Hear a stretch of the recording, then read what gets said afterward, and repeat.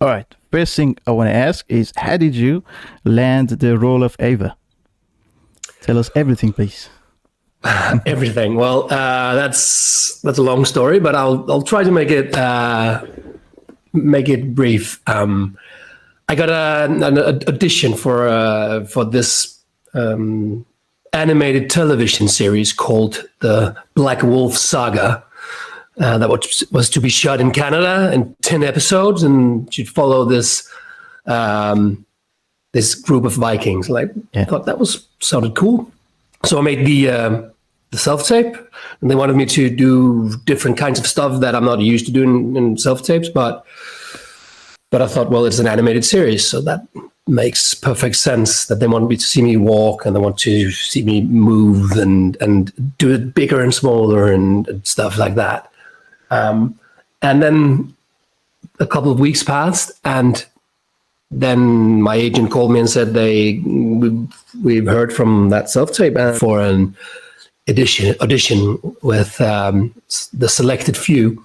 And at this point, I was auditioning for a character called Sigurd. Yeah. And then they also wanted me now to audition for Sigurd and the lead character in this series. But my agent could see now that the producer of the series was Ubisoft, which could mean that this was something else than pretended. So there was a lot of rumors going on, but we didn't really know stuff. So I flew to London, and the moment I stepped into the audition room, I was greeted by 4 directors, which is not usual. If you're lucky, you meet one. Otherwise, it's just the casting director. But 4 directors, and the one that really stood out at that point was Darby McDevitt, the narrative director of the whole game. And he said, "Oh, hey, Magnus, so nice to see you. So this is the next Assassin's Creed game." So that was the first time I actually knew that this was a game and that this was Assassin's Creed. Which was really fun, and my good friend that I worked with on The Last Kingdom, Jeppe Beck Lauersen, who plays Heston in that show, he was also auditioning at this time, and we met up in London, and he had a feeling that this could be Assassin's Creed. He was like, but we didn't know anything, But he's a huge gamer, so he was so hyped and psyched about this. And he ended up playing Halfdan and Thor in the game. So he did a very good audition as well. But then I did the audition, and the next day they invited us back for a second audition, the ones that they would like to work further with. Yeah. And they called me up right away, saying, "Oh, we would love to see," called my agent, and told her that they would like to see Magnus again, but only for the lead part, not for Sigurd anymore. So on my second audition day, I met up with Gudmundur Torvaldsson, who plays Sigurd in the game. Yeah. And I was playing Eivor, and he was playing Sigurd in our audition. And we did that for, I think, 1.5 hours. And had really good chemistry, and it was such a fun audition, and it was just sparkles, lightnings going on, and a lot of laughs in the audition room. And then we left and exchanged numbers because that was cool, and we thought, well, if this is not going to work, we're going to meet up somehow else, some way else. And then I heard from my agent that they really enjoyed my audition, and all kinds of stuff, like, okay, this is really good. And then 2 months passed with nothing. I didn't hear anything. It's like, so it wasn't that good, or okay, this is showbiz. Because normally when you to get a part in a game like this, or in a television series, or in a film, there's so many executives that you need to be liked by. So maybe you have. When I got the character in The Last Kingdom, Cnut, there was 8 people who had said yes to me, but they were waiting on number 9, which was the executive producer and head writer sitting in LA, and he could say no, and then the 8 others wouldn't count. So, you know, there's so many small things that has to end up in your favor to land a part like this. Yeah. But then in the end of the summer, they called my agent and said, we want to offer Magnus the part of the lead character, the male lead character in the game. So that was that. And then I was happy, like, oh, this is cool. And it was also big. It took me out for a year of work. So I remember, because I didn't know that much about making games, I thought, oh, that's a lot of shit. I'm going to be off all the time. I can't see my family. I can't work on other stuff. And but me and my agent agreed that we should do this. This is a good gig. And I'm so happy I made that decision, because it's been such an adventure, and it's been so fun. And I'm still working on it right now, 2 years in, and still having fun. And I've met so many wonderful people and so many fans that are just mind-blowing, fabulous. So I think that was the story about getting the part of Eivor. Yes, sir. Your acceptance was a gift to all of us, I'm sure. Well, thanks for that. No worries. No worries. So prior to becoming Eivor, were you familiar with the world of Assassin's Creed? Yes and no, because I hadn't played the game, but I knew about the game, which makes it a big franchise. Because if you're not a gamer, there's so many games that, like, this is the masterpiece that non-gamers had never heard of. Yeah. You know. So, but I knew about Assassin's Creed, and I knew about Assassin's Creed before they made a Hollywood film about it. So it was in my head. I knew about the Templars and the Assassins, and, you know, and the Hidden Blade, and, you know, Leap of Faith. There was stuff that I've heard from gamer friends, and maybe I've watched somebody play a little bit or something like that. But other than that, I didn't know it. So that was why I went to this job like I would any other job. Like, this is the character. I need to do this and this. This is how I work as an actor. I just went professionally to it without all the awe I would have had if I had been a fan, which I am now. So I think that was good for me to just learn about the whole thing while doing it. Yeah. And while researching it, because I think I would probably have went to the auditions in another way. Thought, oh, they might want to see it like this, or they want to, because it's Assassin's Creed, and I just went full on character acting. Yeah. Okay, so you're not a gamer yourself, are you? No, I have played games. Have you experienced Valhalla? I've played a little bit, but mainly sit beside my good friend playing. It's hard for me because I'm still working on the game. We're still making it, and I normally, when I've made films and television, it's you leave it, and then a year later, then now it comes out and you can watch it and go, oh yeah, or some people don't even watch it. There's a lot of stuff I don't even watch anymore, even though I just made it. But this, I'm still working on it. And also, when I play it, I get annoyed about my own work. Oh, okay. Because not in the whole cinematic stuff, not in the cutscenes. Yeah. Because I knew exactly what we did and what I did, because that is the thing that feels most like acting. Like, this is me opposite another character talking to each other, working. And when I do this with my arm, that happens. But in all the smaller, all the animated stuff that we didn't motion capture, that is, then I say something, and then I would never move my arm like that, or why does Eivor suddenly do like this? He always gets so defensive every time someone says something.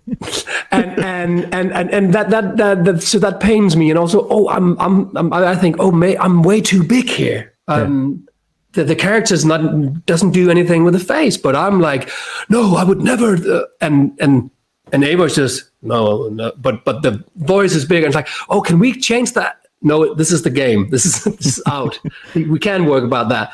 So that is the thing, that you never know how they're going to animate it, and they've spent years and years to do this. So it is really good, but I'm just a perfectionist. So that's why I sometimes tend to dislike watching my own work, because I will always go, but I could have, maybe if I, So that's why I haven't played it, but I'm going to play it at some point.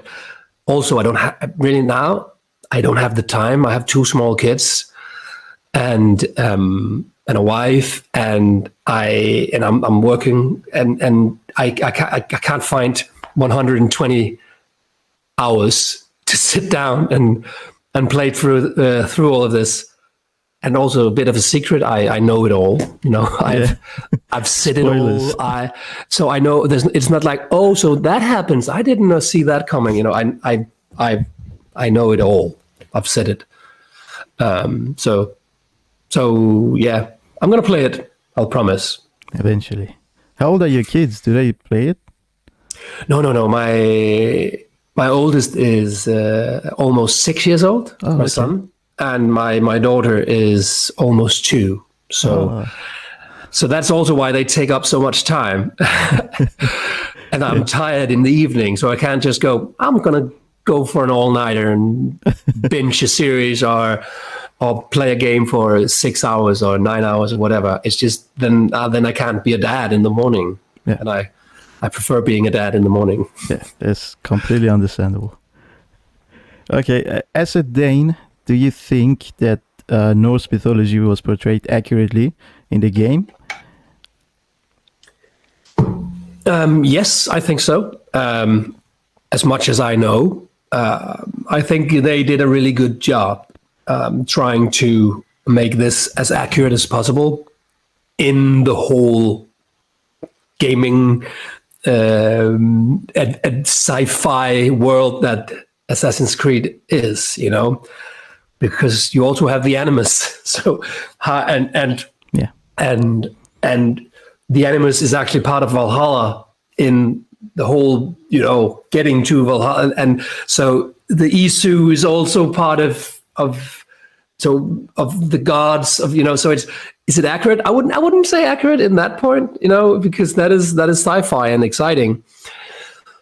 But I think they really tried to make it real. And I think they succeeded in that. And they did a lot of research. And we worked a lot on how to pronounce stuff and what would happen. And that the places looked exactly as it looked from what we know, So, and it's the real names of the kings. And then you have Eivor and Sigurd. And you have put in some new stuff, so you have a playable character that isn't Ragnar or somebody else. How about Vikings and their interactions in England, Ireland, or France? I think it's pretty good. I would say I'm less familiar with all the history in Ireland and in France. That is. I haven't looked that up in the same way as England, because England is like that is Danish history. Yeah, to just know stuff. But I hope. I think normally in the DLCs they take the liberty to do stuff a little different. They have a little more magical elements sometimes that they try to keep out of the main game. Even though the animus is quite of magical in the issue, but they tend not to have, say, werewolves in the main game. But then suddenly you come to Ireland and there's some mystical beings. And is it because of you getting messed up with mushrooms or fog that makes you see stuff, or is it actually real? Or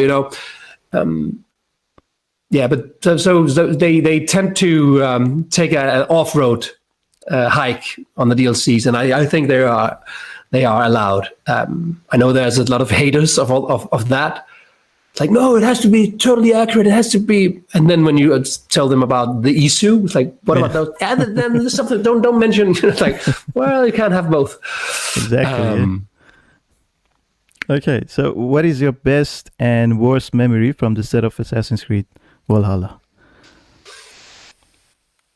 And by the set, I guess you mean the motion capture set. Yeah, motion capture, voice acting, everything. Well, I can say it's the worst thing is always being away from my family, being away from my kids. I got my daughter while making this, and I was home before she got born and while she was born and after, but then I had to fly back to Canada and work after a couple of weeks and work and doing a lot of stuff, which was really exciting. But it's always weird to leave your family. I will never get used to that, even though I've been doing it for years now, flying to Budapest, shooting The Last Kingdom, flying to London, shooting something, and and now Canada. But that is always the worst part. And the best, I think the best part was just meeting all the people in Canada, in Montreal at the Alice Studios, and getting to know Darby. Darby McDevitt is he's a wonderful being, and he really fast became a close friend. And I met his family and his son, and so I think meeting him and meeting the other cast members that I'm still in contact with was the best of it, because you get used to all the acting.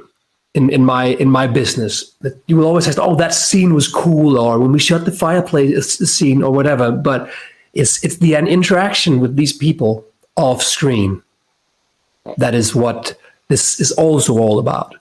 Because when you have the connection there, it's easier to portray all of this real. So when you are watching it, it feels real, because we are not just, oh, hi, I'm Magnus. Hi, I'm Carl Rota. I play Basim. I play Eivor. Let's do this. No, we've been traveling for a month on horseback. And when you've been out drinking beers or sitting, talking, eating, and doing stuff, chatting, having fun, it's much easier to portray that friendship before it becomes a betrayal and all. But spoiler alert, I'm one big spoiler today. But so I always tend to, I want to know people while and before acting with them. I think that helps. That is my personal experience anyway. Did you record any part of the game during COVID? Yeah. What were some of the challenges you faced because of this pandemic? Well, I did my last. I did 95% of the motion capture for Eivor, because I started out doing that before they had found the female Eivor. They hadn't found Cecilia yet. I actually recommended her, and then they found her. So that was that's another story. So even her motion capture was your doing? That's me. Okay. Yeah. They didn't do it twice as they did in Odyssey, because it was the same. This is one character. In Odyssey, you have Cassandra and Alexios, and they will act differently and they say different stuff. But Eivor is Eivor. That's one. You. Oh, I could spoil a lot now. I won't. I promised Ubisoft. It's hard, but there, it's one character. So it would be weird that it would do different stuff. You can choose to do different stuff in the game, but it's in all the cutscenes. It's one character, one life, one human being, ish. It's so hard for me. Sorry, I'll just leave a spoiler alert at the beginning of the video. Yeah, you better. So I did all the motion capture. Cecilia came to Montreal once, and we did. Now you know what? I'm going to spoil now. Major spoiler alert. No worries. We did one scene with where I played Odin, and she plays Eivor, and that is in the end of that their battle. That scene, she was Eivor and I was Odin, because that made sense to have her over there. But all the other Eivor stuff I did, which I really loved, and that was also the best part of for me of this whole making of the game. Is I love doing the motion capture. It's way more fun than doing the voiceovers, which are also fun, but it's tougher because it's just going to a black box studio and record for 4 hours. And we did, I don't know, 50% of the voiceovers during COVID. Wow. Yeah, so I did some in Montreal, and I know Cecilia did some in London, but at some point we moved it all to Copenhagen because me and Cecilia are both Danish, and that made sense. Also, we both had small kids, and we had to fly away all the time.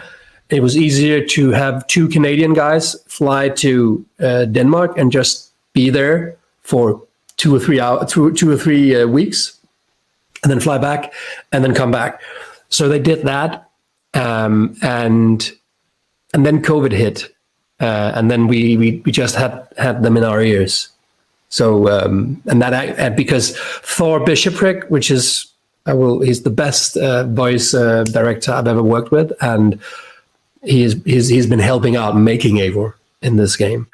He would sit at his home because of total lockdown in Montreal, and I would then be in the studio in Copenhagen, where the whole studio was closed down, but they opened it so I could come in, and I had my favorite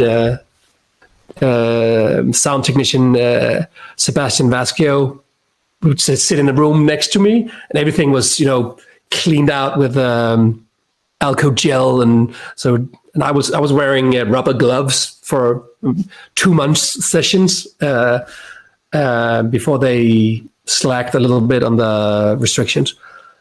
So it was weird suddenly standing in a black box, but we had to take the precautions because we couldn't have.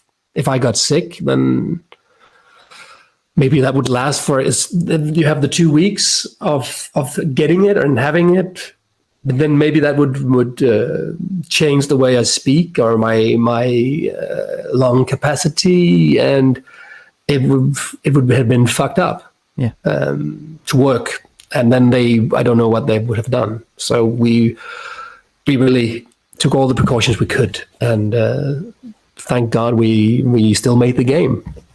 I was in Canada before and actually when Denmark locked down, I was shooting I had the last week of motion capture.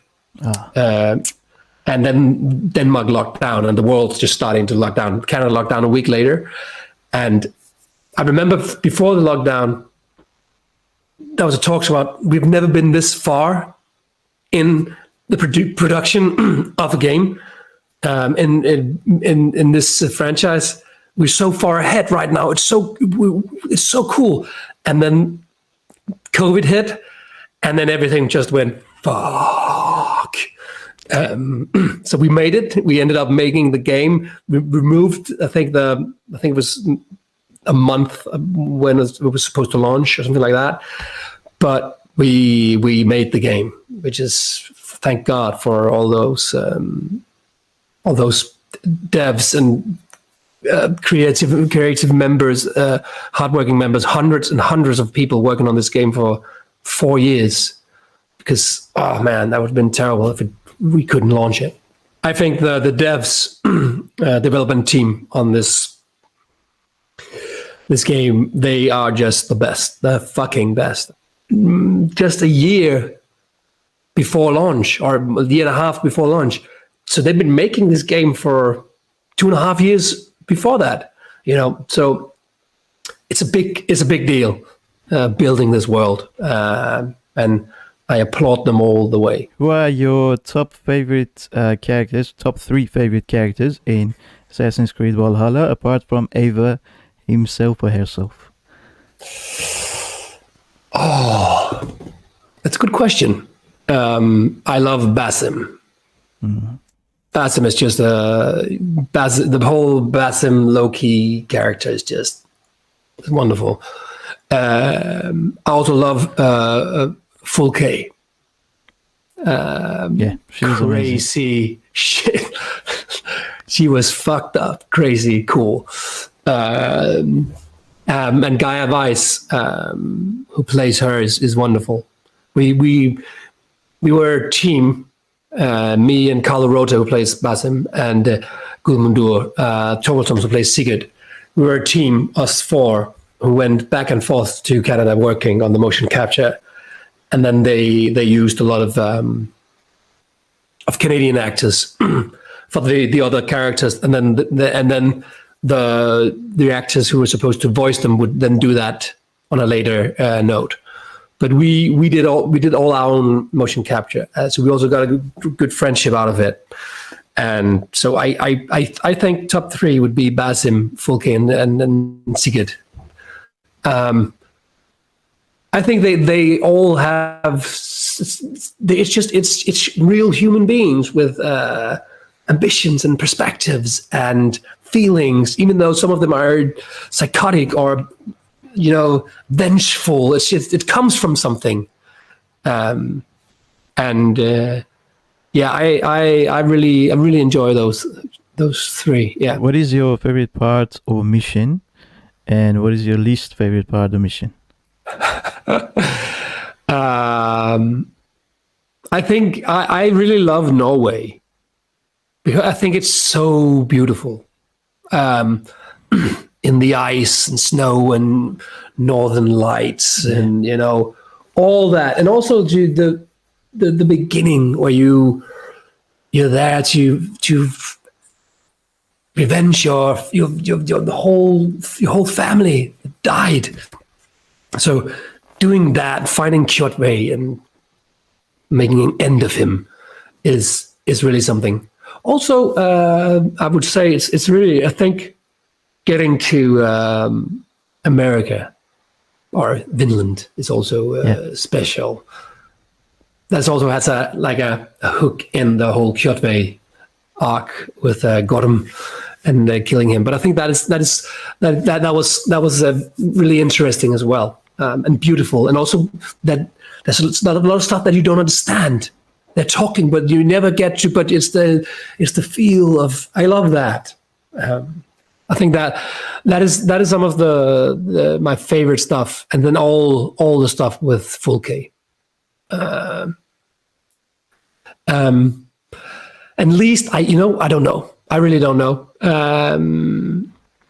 We did a lot of funny side quests, or world events, 15 minutes world events. It would take like 15 to 20 minutes to play through them. And some of them were really funny, but also, is it too much? Or and we all love Easter eggs, but isn't that also just fucking with the story? Or, so maybe a couple of the not the Easter eggs, a couple of the world events. But I don't really know, because, and again, I haven't played through the whole stuff, so I wouldn't exactly know if this works out better or worse. And because I when I only did the voiceover for it, it's sometimes hard to see if it's going to work in the game. Whereas when we did motion capture, we would know, okay, now we have to do something because the scene doesn't play right.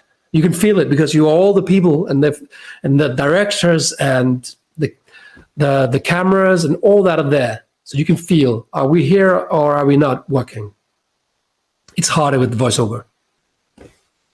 Okay, that makes sense, yeah. Out of all of Eivor's romance options, which one would you choose and why? You could choose more than one if you want. I would just go with Randvi. Yes, perfect. That's the best option. I think it is. And also, she's really been through shit, you know? She didn't choose to marry Sigurd. Been miserable in that whole marriage. He just, we married, and then he just left. On another voyage, adventure. And also because I think it's interesting to betray your older brother. I think it's I think it's fun in the way that it's almost like Caesar. You know, it's like Brutus, like stepping him in the back. Like, you too, God damn it, you know. I think it's interesting to do that. But she's also a lovely character and interesting, and and I really like making her more than just the alliance map. To put her, take her out of that and give her life. I think that is fun. So I would stay with one and just say Randvi. Okay, that's perfect. Where do you think the next Assassin's Creed game will take place? Any chance it will be in Persia? You know what? I don't know. I really don't know. No ideas. No, and they don't tell me anything. They really don't tell me anything. And even if I tried, come on, just a little, no. I'm. First of all, none of the people, or maybe some of them, but most of the people that I've been working with and that I am working with are not even making that game because that's not being made in Montreal. So you have all these units of Ubisoft workers. So you have Montreal, and you have you have Montpellier, you have St. Petersburg, you have Singapore. It's all over. You have the Toronto team. So it's if it had been Derby again, say, then I could have like pushed it out of him, I think, but it isn't. And the fun thing is also that they've been working on this game for years now. Because when Assassin's Creed Valhalla came out, then they're working on this now, you know.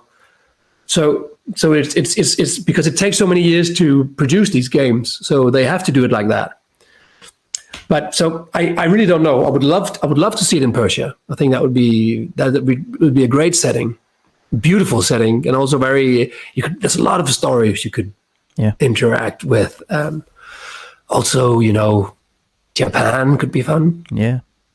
And Russia in the period of the SARS. I think that could be fun.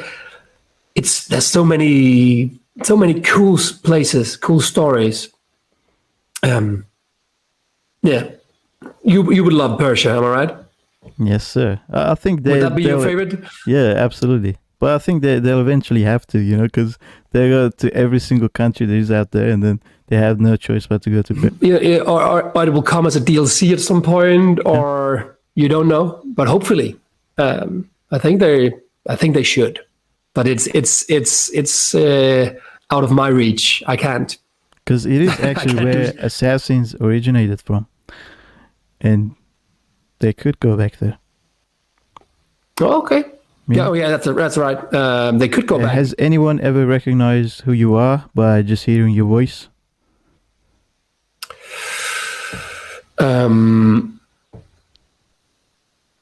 Not in person, but I did do a voiceover Carlsberg commercial where a lot of people went, is that Eivor? Is that you? And tagged me on Twitter and am I just going crazy? I just played Valhalla for 12 hours and then I turn on the television and you're talking about Eivor is all over the like so I guess my voice is recognizable. It is. So in that way, but I haven't. But it's been a pandemic, so I haven't met that many people. Yeah, true. I remember Ash, the creative director, telling me that, and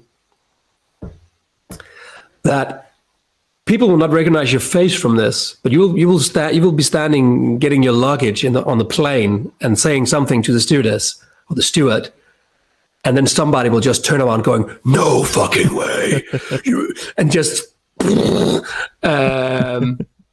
because people have been on adventures for 300 hours with my voice being their voice, so obviously that will have some sort of effect at some point. Exactly. What is the proper pronunciation of the word Valhalla? Well, that was pretty good. In Danish, yeah, it's called Valhalla. Valhalla. That's it. Valhalla. There's no O at the end. Valhalla. Because that is the that is the city of the gods. Okay. You go to Valhalla. But you could also say Valhalla. But I think the right pronunciation in English would be Valhalla. Assassin's Creed Valhalla. I like Valhalla out of all those. Well, that's why I'm going to pronounce it from now. This is the Danish way. It's the right way. That's it. That's my reasoning. Okay, so you played Cnut in the Last Kingdom. How does it feel to be the villain? Did you receive any hate for the actions of Cnut? And do you yourself consider him a villain? First of all, I don't see him as a villain. I know he is portrayed as a villain, and when you watch the series, he is indeed a villain. Yeah. Because you have Uhtred, the hero, But when I step into the character and start working on a character, I can't portray. I can't look at him as evil or a villain, because villains don't do that. You don't think of yourself as evil. Maybe you think, "Oh, I'm tough," or I play tough, or I'm rough, or I will do everything to get to my goal or whatever. But you don't see yourself as evil. I think of Cnut as very ambitious. He wants power. More than anything, power, but also he wants to find a place with him as king, but for his people, where they can live and thrive. So there's all that, and then he falls in love with his cousin's wife. Shit happens, just like Eivor falls in love with, can choose to fall in love with his brother's wife, and then he kills his or is helping out getting his cousin killed, and that is I've got some hate from that, but only good hate, I haven't had I don't know. There's a good kind of hate. It's when people write to you. What was it? I just got a lot of like, "Oh, you son of a, you killed Ragnar," okay. And then the hearts. It's like, okay, so I remember also getting stuff from. I got this message on Twitter, I think, or Instagram, where it was saying, "Hate your character, love your acting. Merry Christmas from Taiwan." You know. So I think it's when you play those bad, evil characters, if people really dislike your character, then you did it good. Then you did right by the character. If you can really make people go, "Oh, you mother," you know, then it's working. Yeah. And I've had a lot of people writing to me, sending pictures of their pets that they've named Cnut. What? Like, you know, so I must have done something right in portraying this baddie. Yeah. So there's no hate. There's a lot of love, and yeah. Were you trained to fight with a sword for the role? I was. I also knew a lot about fighting prior. I've been to drama school and had a lot of stage fighting. I've fought in theater productions and in school and in other films. So I knew about how to handle an axe and a sword and shield and ride horse. You know, but we had Levante Lesac, who's the stunt coordinator on The Last Kingdom. He was brilliant, and also my stunt double, Sultan Benchevich, were also wonderful in helping out, getting the right moves and doing it all and letting me going, I would love to, can I throw the sword and then catch it and then stab him? Couldn't it be fun if I kick him first and then do an upper and then, yeah, let's do that. Let's incorporate that into the choreography, because they will make the choreographies. Yeah.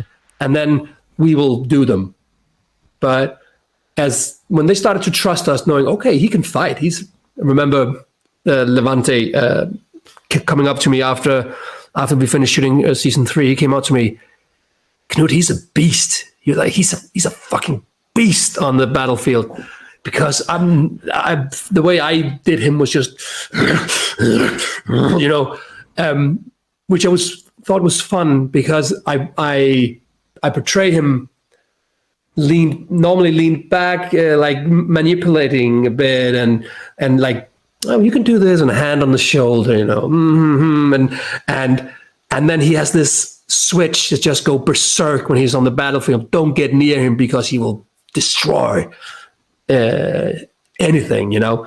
And I think that was fun to play with. So when we came back for season 4, they had already. They had. I remember them coming up to me. So we took all this that you did, and then we tried to make more of that, because that's the way you fight. And so they incorporated the way we portrayed the character into the fighting choreographies, which was brilliant, I think. Instead of just being, it could be cool that you do this, and then jump and do. It's like, how would Cnut do this? So I've become a much better fighter from working on this show. Definitely. Was there anything you learned for that role that you later on used on Eivor? Yes, a lot. Not to say that they are the same character at all, but they are both Viking warlords. One of them are becoming a warlord. The other one is a warlord and then just becoming almost the king. But so there's a lot of similarities in them. They're both very ambitious. They're curious. They want to do stuff. They want to change stuff, you know. And then it ends there, because Eivor is a hero and like he wants to save everybody, and Cnut maybe doesn't care that much about everybody else. Alliances with all the Saxons. Yeah, we could also just kill them. That would be easier, you know. So. But I took a lot of it, and all the research that I've done with Cnut in Norse mythology, and how Vikings lived and worked and fought and all that, and also the language, the Old Norse dialect, how to pronounce certain words differently in English than you would now. And so all of that work I had already done, which was really just a great help, because I would just have that when we did the motion capture, but I would also have all that in the booth with the voiceovers. So it was a great help to have been working for almost 3 years on a Viking, and then seeing him go directly to Valhalla. That made sense in my head. What can you tell us about the Muspelheim DLC? Nothing. So there is a Muspelheim DLC. I can tell you nothing about it because I know nothing, Jon Snow. It's I really can't. I have signed so many contracts with blood, my own blood, that I'm not supposed to say anything about what work is coming. But I will say this: there's a lot of good shit coming your way, Nice. and there's a lot of stuff that will, I think, surprise and hopefully be applauded. There's a lot of really interesting stuff, I think. I feel very fortunate to be doing more of this, and it's really fun to do.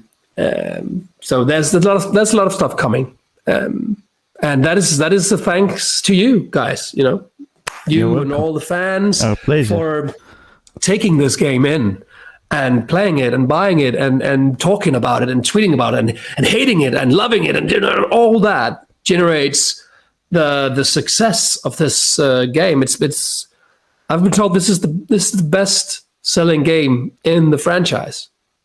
It has had the best launch ever. The best launch of any Ubisoft game in the whole of Scandinavia.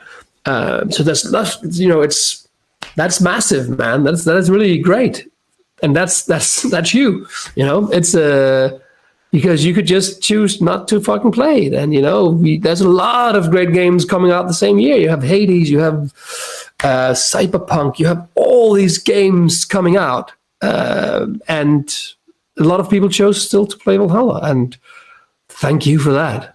A lot of people were smart. That's why. Okay. Also now, I think all games when all AA games coming out will have bugs. It's sadly that's the way, because they don't have 5 years more to make them and test them.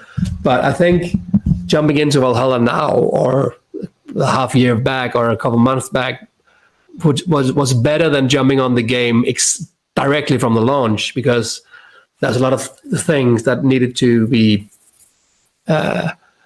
just getting massaged a little bit, and then it turned out really well. Can you please reenact some of Eivor's lines? Any favorite lines that you have from Eivor? Yeah, sure. I love all the Sunan stuff.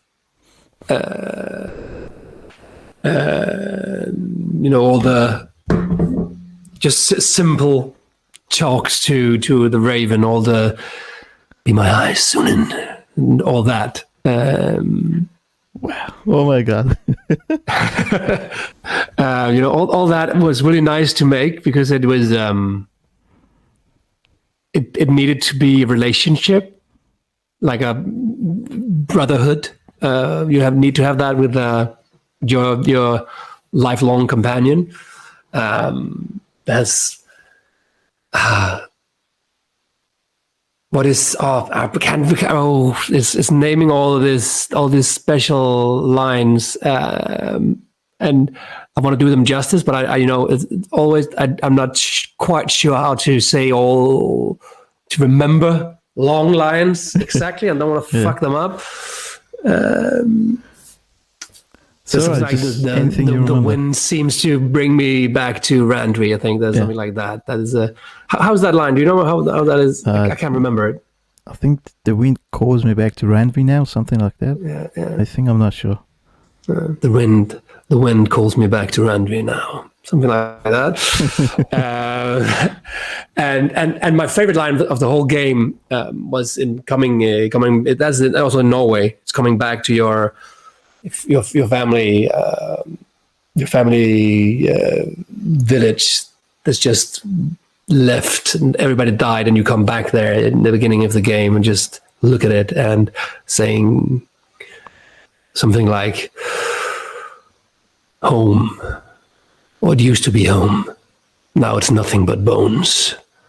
I think that is, I remember calling, I had to stop the voiceover recordings after that, going, I need to call Darby and just tell him he's fucking brilliant, because that is such a beautiful artistic way, in real way of talking about the death of your parents, your family, the devastation of all of this, and your youth just being thrown away. Just now, your home is nothing but bones. That is just brilliant. So that is one that's stuck with me. Yeah. Okay, thank you very much. That was amazing. Cheers. Could you please say something to me and your Iranian fans as Eivor? And if I could teach you some Persian phrases after that would be awesome. Oh, yeah. Well, all of you wonderful people from Iran, you are now part of the Raven clan, as you have always been without even knowing it. So come with me for a feast, please. Come with me and remember to behave, otherwise I will have to kill you. That was awesome. Thank you so much. Okay, so if all your friends from Iran were here, me and then we would say to you, دوست داریم Magnus. That means we love you, Magnus. Whoa. If you want to say it back, you would say دوست دارم Iran, which means I love you, Iran. دوست دارم Iran. Love you. دوست دارم Iran. That's it. دوست دارم Iran. That's it. We have 4 minutes. Okay. Is there anything you could tell us about your future projects? I'm sworn by secrecy, guys. I can tell you that I'm still working on Assassin's Creed, because that is out there. Okay. And then and I can tell that I'm going to some Comic-Cons. So there's that. I know I'm going to the Wales Comic-Con, and I know I'm going to a Last Kingdom Con in Kansas City, Missouri. Nice. And I know there's something else coming up, but it hasn't been announced yet, so I can't talk about that. And then stuff.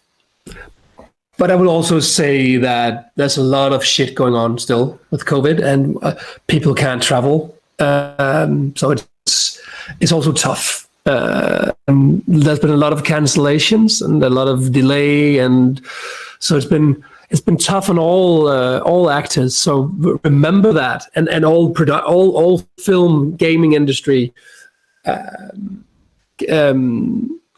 So remember that when you meet up with people that are in this industry, as well as others, that we've really been locked down for, we're going on soon to be 2 years. You know, it's really tough, because we live and our work is interacting with others. It's hard to do that from your home and a computer screen. So just keep that in mind. Yeah. Thank you so much for, making us amazing games and amazing characters, and even with all these hardship that you went through. And it's, I don't know what to say. Thank you so much.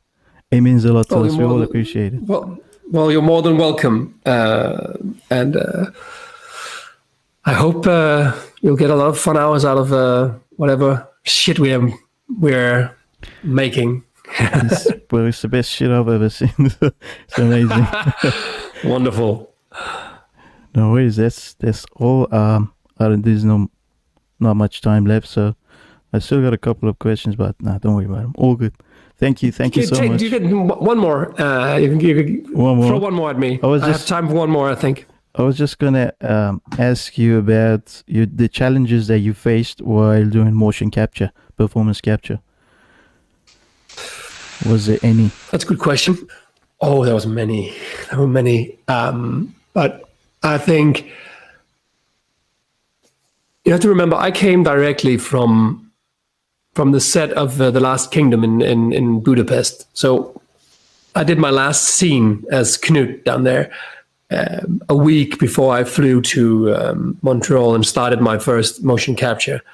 And I was used to be, sitting on a black stallion in full armor and with swords and face tattoos and a big beard and, all that. And an army of stunt guys on horses behind me shouting, And now the first thing I had to do was to come in and then shave my beard off because of motion capture. Yeah.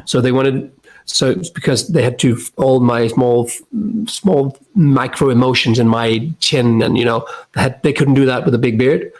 So I took my Viking away, and then I stripped down and put on a very tight suit, black. It's actually ironic that you took your Viking away to become a Viking. Exactly. So put the very stripped like spandex suit on. And then a helmet with 4 cameras on. That was always a little bit too tight, so it's like, I get a headache. So I put all of that on, and then in this big room with 100 cameras in the ceiling and 4 camera guys with steady cams walking around you, and then nothing other than like boxes and stuff to pretend to be to be London or Ravensthorpe, or so it's like, so you have nothing, go. It's like, fuck, I'm used to me cheating, we're having all this stuff. We're gonna animate that later. It's a little hard, So you sit on these boxes, that's your horse. Oh god damn it, I had to cope with that. I remember the first did your horse have a saddle? A pillow, so it didn't hurt. That was it. My horse of black boxes. I remember the first motion capture scene I did. That is in Asgard as Harvey. Yeah. And I'm jumping around. It's a flashback, jumping around with a bow, trying to shoot this wolf pup I'm seeing. Yeah. Following that. That's the first motion capture scene I did. And I remember, so now you're jumping over those sandbags, which is like the roots of Yggdrasil, like this is just sandbags. Oh, god damn it. But I remember the thing I really took from it was that when I got the bow, because we did some pre-shoots and walking around and trying to do stuff, but when I got the bow, the way you hold the bow when you're following something, you're alert, so you have a tight arm on the arrow, and you're holding the bow, and that is sort of making you already now work. That this is actually giving the whole body stature. This is becoming the character. Okay, so actually I just need a weapon, then I can work. So after that, I requested to get an axe. You have that Eivor's mammon axe, which is the axe that his dad used that you get back early on in the game. So I had one of those, it's made of hard plastic, and it's with dots on it so it's in the game. But I had that always in a belt, so I could always just touch it and I could pull it out. And that gave me a sort of walk. That gave me like the confidence of being a dangerous warrior. And I think in the first couple of days of motion capture, I needed that. I really needed just a little bit of help, because I had no problem being all that up here, but it has to function from the head down, and actually normally it has to function from the up to your head. So because your body knows, and then you can think of it. But that really helped me. And I think that was one of the challenges to getting what I was used to and getting that into this toolbox of mine. But then after a week, I loved it so much because everything was possible. It's there. You can just put it in the game. You can just imagine that.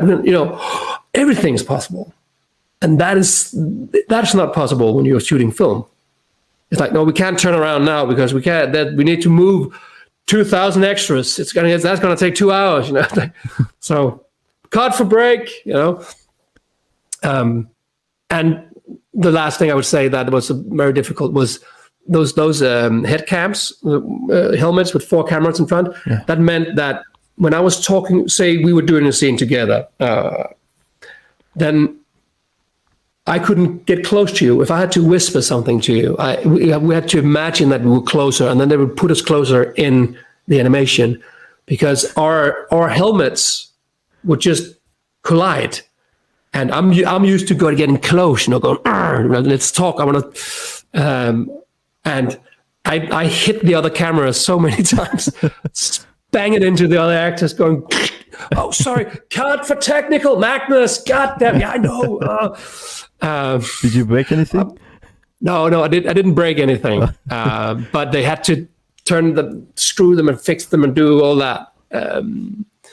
So yeah, I'm a physical actor. I like to get in, and that was, I had to but not too close. Yeah. So that was the difficulties. Other than that, it was just lovely. All the crew from the Alice studio in Montreal were just the fucking best. Fucking best. Thank you very much. I am honestly honored, and I really appreciate your time. Thank you, and you too. You too for doing this, and you're translated all my, and I'm talking a lot, all my words into Persian. That is something else. So thanks for that. No worries, my pleasure. So to all you wonderful Iranian people and Persian people and all of you out there listening to this and watching this, hey, you are the fucking best. And fuck this pandemic. We're getting through it, and just stay safe and be cool. So cool that you are. And then just have the best of years. That's it. Thank you so much. Have a great time. Cheers. Thank you. Thank you for your time. Bye. Bye.